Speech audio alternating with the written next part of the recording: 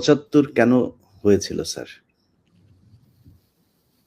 ইলিয়াস, 75-এ তোমার কি বয়স ছিল আমি জানি না, তবে আমার জন্ম হয় নাই স্যার। হ্যাঁ, তবে 75-এ যে মুজিব